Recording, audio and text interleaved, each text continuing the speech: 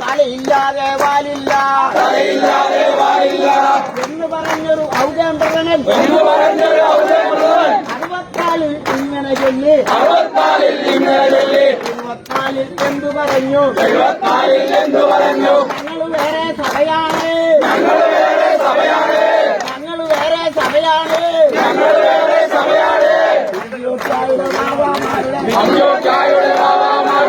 പാദങ്ങൾ കണ്ടു വണങ്ങി കിട്ടിയതല്ലേ കുപ്പായം, കിട്ടിയതല്ലേ കുപ്പായം.